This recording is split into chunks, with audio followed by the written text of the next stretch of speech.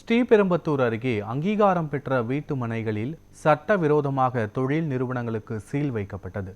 இதுகுறித்தான முழுமையான விவரங்களோடு எமது செய்தியாளர் பாலசுப்ரமணியன் இணைப்பில் இருக்கிறார். பாலசுப்ரமணியன், வணக்கம். முழுமையான விவரங்கள் என்ன?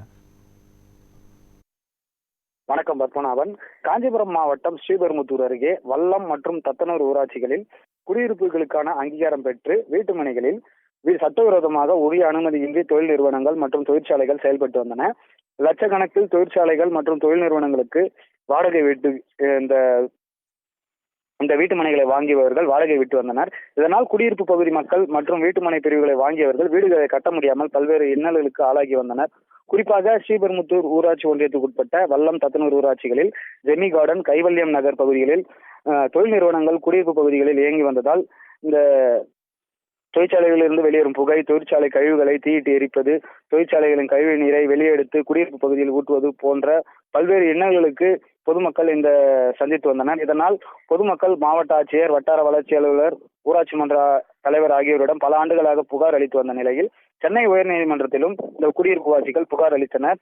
அதன்படி சட்ட போராட்டம் நடத்தி உயர்நீதிமன்றம் அனுமதியின்றி சட்டவிரோதமாக செயல்பட்டு வரும் தொழில் நிறுவனங்களை பூட்டி சீல் வைக்க கடந்த 6 மாதங்களுக்கு முன்பு உத்தரவிட்டது. இதனையடுத்து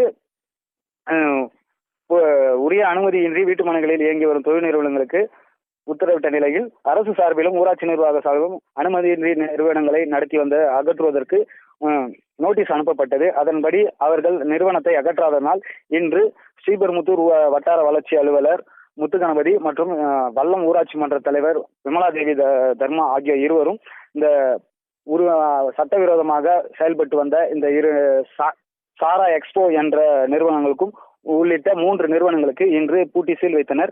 தற்போது இந்த வட்டார வளர்ச்சியாளரின் செயலானது இந்த பகுதி மக்களிடையே நிம்மதி பெருமூச்சை விட்டுள்ளது. பத்மநாபன்.